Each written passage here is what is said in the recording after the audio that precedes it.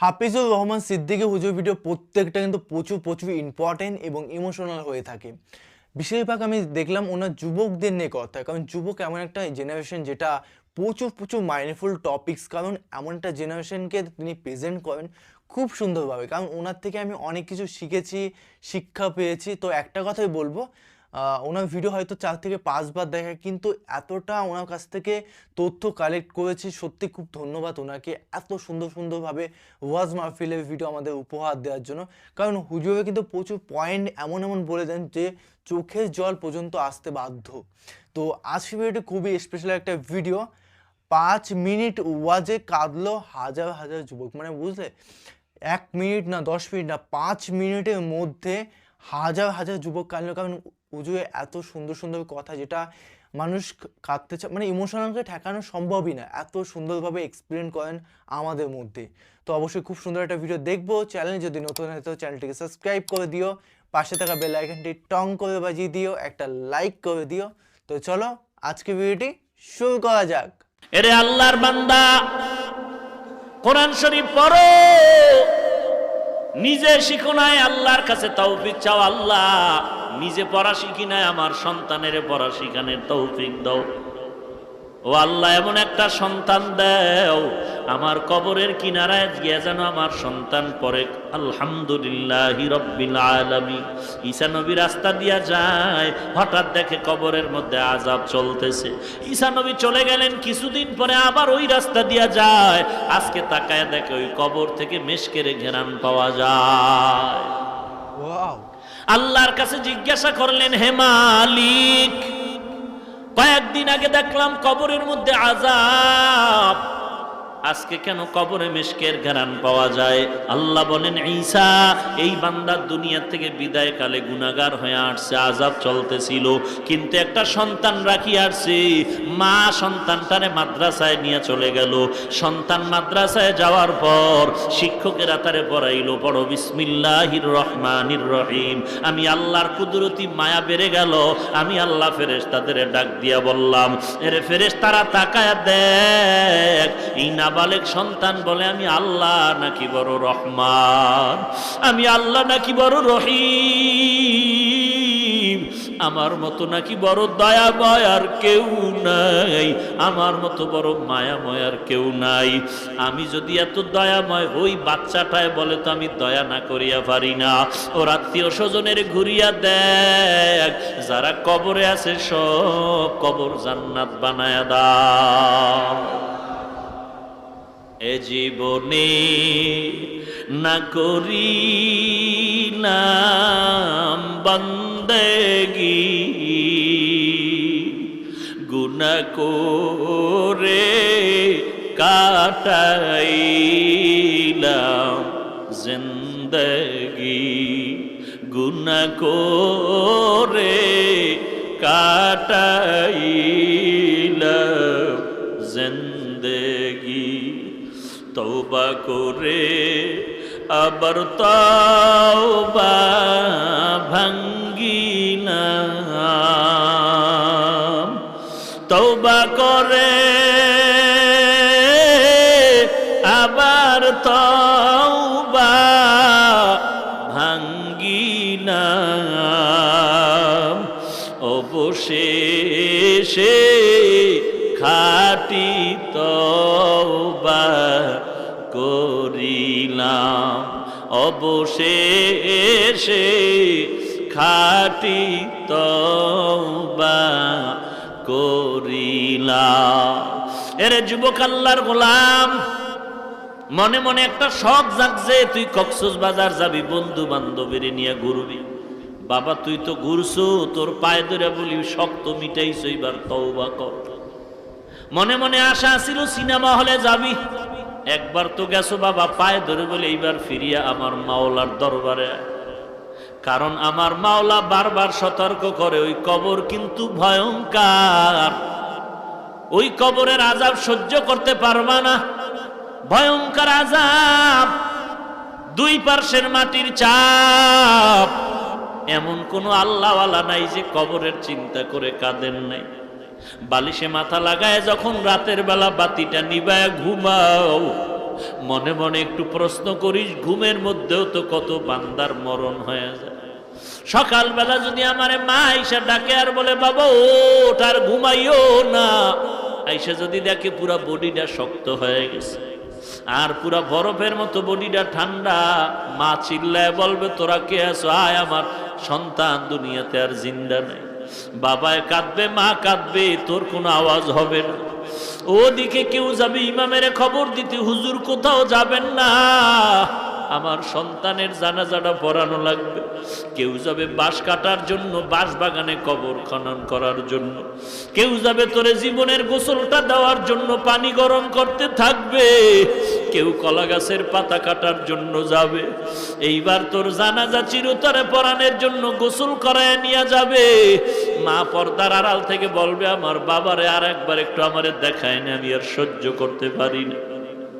এরে আল্লাহর বান্দা চিন্তা কর, এক এক করে সবাই চলে যাচ্ছে, তোমার আমার একদিন চলনের ডাক এসে যাবে। কিন্তু একটু চিন্তা কর, কি রেখে যাচ্ছ দুনিয়াতে আর সঙ্গে কি নিয়ে যাইতেছ। আল্লাহর কাছে তওবা কর, খাঁটি মনে তওবা কর। আল্লাহ, আমার মতো কত যুবক স্কুল কলেজ ভার্সিটিতে পড়ে নামাজ ছাড়ে না, নাই? আমার মতো কত যুবক র্যাব আর্মি পুলিশের চাকরি করে নামাজ ছাড়ে না। আমার মতো যুবক ড্রাইভারি করে নামাজ বাদ দেয় না। আমার মতো যুবক কোটি টাকার ব্যবসা করে এক টাকাও হারাম খায় না। আমার মতো যুবক আল্লাহ তোমার প্রিয় বান্দা হয়ে গেছে, তওবা করে। আর কতবার বলবো রে ভাই, সেদিন এক যুবক ৩-৪ দিন আগে মাদ্রাসায় আসলো, টাই প্যান্ট শার্ট পরা, ওই শনিয়াখরা রায়েরবাগ থেকে বলল। আমি বললাম ভাই কেন আসছো? বলে আমার বাড়ি বরগুনা। কেন আসছো? বলে দোয়ার জন্য। আমি বললাম দোয়ার জন্য তো এমনি কেউ আসে না, জরুরত কোনো কথা আছে কিনা? বলে কোনো কথা নাই। কাছে ডাকলাম, প্যান্ট শার্ট টাই পরা যুবকটা বলতেছে হুজুর বহু আগে আপনার একটা বয়ান শুনলাম, কয়েক মাস আগে শোনার পরে আমি রায়েরবাগ শনিয়াকড়া একটা ব্যাংকে চাকরি করি, উপরের লেভেলে 40,000 টাকা রানিং বেতন। ওই বয়ানের পরে আমি ওই চাকরিটা ছেড়ে দিয়েছি। আমি বললাম ভাই ব্যাংকে চাকরি যারা করে সব কি জাহান্নামে যাবে? তুমি ছাড়লা কেন? বলে তা আমি জানি না, কিন্তু বয়ানের পরে আমার বেতন এমন আসর শুরু হয়ে গেল, আমি নিজে নিজে ভাবলাম, আমি উপরের চেয়ারে বৈশা দেখলাম যে এই টাকাগুলো আমাদের ভাগ্যে আসতেছে বেতন হিসাবে, আমার কাছে পরিপূর্ণ এটা আল্লাহর মহব্বতের মনে হয় নাই। অতএব আমি সিদ্ধান্ত নিয়ে চাকরি ছেড়ে দিলাম। 40,000 টাকা বেতনের সিদ্ধান্ত নিলাম, প্রয়োজনে না খায়া কষ্ট করব, কিন্তু হারামের একটা বিন্দু কণা ভেতরে আর ঢুকাবো না। এরে যুবক, ও পারলো, তুই কেন পারো না? আসলে জাহান্নামের ভয় তোর অন্তরে নাই, আযাবের কবরের ভয় তোর অন্তরে নাই। আল্লাহর নবীর হাদিস মিথ্যা মনে করেছো, আল্লাহর কোরআনকে মিথ্যা মনে করে বসছো। অথচ আল্লাহ স্পষ্ট কোরআনে বলেন ইন্নাল আবরারা লাফি নাঈম ওয়া ইন্নাল ফুজ্জারা লাফি জাহিম। নেক আমলওয়ালা জান্নাতে যাবে, গুনাহগারেরা জাহান্নামে যাবে। এখন তুমি কতটুকু নেক আমল করো, কতটুকু গুনাহ করো, হিসাব মিলাও, হিসাব মিলাও। আল্লাহর কাছে তওবা করো, মালিক আর গুনাহ করব না, নামাজ ছাড়ব না, বেপরদায় চলবো না, মা বাবারে কষ্ট দিব না, আলেম ওলামাদের বিরোধিতা করব না, আমার হিসাবটা মিলাই আমি কবর দেশে যাব। আল্লাহর কোরআন পড়ো, আল্লাহর কোরআন পড়াও, নিজে পড়ো, শিখো, মাদ্রাসার অভাব নাই। আল্লাহর মুহাব্বতের তওবা করে এখান থেকে উঠে যাও, আল্লাহর কাছে গুনার কথা স্মরণ করে কাঁদো। আল্লাহ বলেন কোরআন বেশি বেশি পড়ো, যত পড়বা তত দিলের ময়লা দূর হয়ে যাবে, ঈমানটা তাজা হয়ে যাবে। কোরআনের 3 নাম্বার অর্থ বললাম, কোরআনের 4 নাম্বার অর্থ হলো করনুন, অর্থ মিলানো। করনুন শব্দ থেকে কোরআন অর্থ হলো মিলানো। মিলানের অর্থ 2টা ব্যাখ্যা, মিলানের ব্যাখ্যা 2টা। 1 নাম্বার ব্যাখ্যা হলো কোরআনটা আল্লাহ যেভাবে নাজিল করছেন একটা আর একটার সাথে মিলানো, ইমানের সাথে আমলের বয়ান মিলানো। ওরে বান্দা, জান্নাতের বয়ানের সাথে জাহান্নামের বয়ান মিলানো। আবার রিডিংটা দেখবা কবিতার আকারে মিলানো। দুনিয়াতে যারা কাব্য নির্ণয় করে, যারা গ্রন্থ রচনা করে, কবিতা লেখে, এক পৃষ্ঠায় মিল আছে আর একটা জায়গায় মিলে না, কিন্তু আল্লাহ তাআলা এমন সুন্দর করে কোরআনের আয়াতগুলো মিলায়ে দিলেন। আর রহমান আল্লামাল কুরআন খালাকাল ইনসান, আছে না মিলানো? ইযা ওয়াকাতিল ওয়াকিআ লাইসা লিওয়াকাতিহা কাযিবা, ইযা ওয়াকাতিল ওয়াকিয়া, সব মিলায়ে দিলেন। কুল ইয়া আইয়ুহাল কাফিরুন লা আ'বুদু মা তা'বুদুন, আছে না নাই? এমন সুন্দর একটা কোরআন বান্দা সব মিলায়ে দিলেন। যেখানে ঈমানের কথা সেখানে আমলের কথা মিলানো, যেখানে আযাবের কথা সেখানে সুসংবাদের কথা মিলানো, মিলায়ে দিলেন। কোরআনের চতুর্থ অর্থ হলো মিলানো করণুন থেকে। মিলানের 2 নাম্বার ব্যাখ্যা হলো কোরআনের সাথে হেদায়াত মিলানো। কি মিলানো? কেমন মিলানো? আলোটা যেমন মিলানো, বাতির সাথে আলোটা যেমন মিলানো, ফুলের সাথে ঘ্রাণটা যেমন মিলানো, ঠিক কোরআনের সাথে হেদায়াত মিলানো। অর্থাৎ কোরআন যার সিনা লাগবে হেদায়াত পাবে না, হতে পারে না। ওমরের কাছে কোরআন ধাক্কা দিয়া হেদায়াতটার সাথে মিলায়ে দিল। কথা ঠিক নেই? বলে কেমন মিলানো? বলে দুনিয়ার সূর্যের রং, সূর্যের সাথে যেমন আলোটা মিলানো, বাতির সাথে আলোটা মিলানো, ফুলের সাথে ঘ্রাণটা মিলানো। কোনো একদিন ঘ্রাণটা ফুলের সাথে আলাদা হয়ে যাবে, সূর্যের থেকে আলোটা আলাদা হয়ে যাবে, কিন্তু কোরআনের সাথে যে হেদায়াতটা মিলানো, এই হেদায়াত কোরআন থেকে কখনো আলাদা হবে না।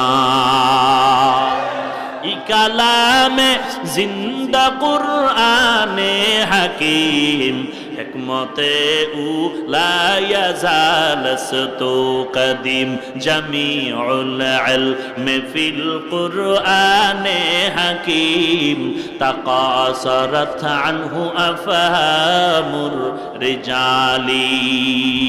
মিলাও হেদায়েতের সাথে নিজের জিন্দেগিকে মিলাও, কোরআনটা সিনায় লাগাও। পড়তে পারো না রে যুবক, আল্লাহর কোরআনটা মেলিয়া খুলিয়ে একটু তাকায়া দেখ, হাযা কালামু রাব্বি, এটাই তো আমার রবের কালাম। শুধু তাকাইয়াও যদি কোরআনটা দেখো, খোদার কসম করে বলি তাতেও তোমার সওয়াব। কোরআনটা শুধু তাকায় দেখবা, তাতেও সওয়াব। বাকি আলোচনা করার সুযোগ আর হলো না রে বাবা। কোরআনের 4টা অর্থ দিয়া ইতি টানলাম। আল্লাহর কাছে তওবা করো, আল্লাহ তুমি কোরআনটা আমার জিন্দেগির সাথে মিলায়া দাও। কোরআনের মতে আমি চলবো, আমার মতে কোরআন না, কোরআনের মতে আমি। আমার মতে কোরআন না, কোরআনের মতে আমি। তাহলে কোরআনের মতে যদি আমি হতে চাই, কোরআন বলে নামাজ ছাড়া যাবে না, কোরআন বলে পর্দা করা লাগবে, কোরআন বলে গীবত করা যাবে না, কোরআন বলে অন্যের হক নষ্ট করা যাবে না, মা বাবার সাথে দুর্ব্যবহার করা যাবে না, কোরআন বলে বেগানার ছবি দেখা যাবে না, কোরআন বলে জবান দিয়া গালি দেওয়া যাবে না, কোরআন বলে কাউকে হিংসা করা যাবে না। আল্লাহর কাছে চেষ্টা করো আর তৌফিক চাও। আল্লাহ তুমি তৌফিক না দিলে আমি পারবো না। আজকে তওবা করার জন্য দিল তৈরি হয়ে গেল, গলায় ছুরি আসবে, মরে যাব, আর নামাজ ছাড়বো না, বেপরদায় চলবো না, কোরআন পড়া ভুলবো না, পারি না বলে পেছনে থাকবো না, চেষ্টা করব শিখার জন্য। আল্লাহ ওয়ালাদের মোহাব্বত করব, আলেম ওলামাদের বিরোধিতা করব না, কারো গীবত শিকায়াত করে গুনাহগার হব না। আল্লাহর মোহাব্বতে তওবার যদি খাঁটি নিয়ত হয়, মুনাফিকি না থাকে, খাঁটি তওবার নিয়তে 2টো হাত আল্লাহকে দেখায়া দাও। আয় আল্লাহ সবার হাত কবুল করে নেন। আয় আল্লাহ আমাদের তওবা কবুল করে নেন, তওবার উপরে মজবুত হয়ে চলার মতো তৌফিক দান করেন, আমিন। আলহামদুলিল্লাহি রাব্বিল আলামিন। হুজুর যুবকদের নিয়ে এত সুন্দর পয়েন্ট বললো আজকে, সত্যি কথা মনটা ফ্রেশ হয়ে গেল। যে ভুল কাজগুলো আমরা করতাম, যেটা অনবরত করে গেছি বাজেভাবে, খুব বাজেভাবে, সেগুলো আজকে বুঝতে পারলাম, শিখতে পারলাম। অ্যাপ্লাই তো অবশ্যই জীবনে করা উচিত। তোমরা এর থেকে কি বুঝলে? আমার কাছে তো অবশ্যই এই যে নেশার জিনিসটা এর থেকে অনেকটা দূরে আছে, আর দূরে থাকার জন্য এই ওয়াজ মাহফিলের ভিডিও এতটা আমাদের ইম্পর্টেন্ট রোল প্লে করেছে, জাস্ট অসাধারণ।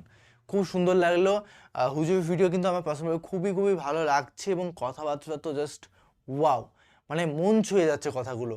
A to Z কথা, এমন ভাগ করে কথাগুলো বলছেন, পয়েন্ট মিলিয়ে অসাধারণ। তো তোমাদের কেমন লাগলো অবশ্যই কমেন্ট করে জানাও, এবং কী ধরনের ভিডিও রিয়াকশান চাই সেটাও কমেন্ট বক্সে কমেন্ট করে জানিয়ে দিও। তো চলো গাইজ, বাই, টেক কেয়ার।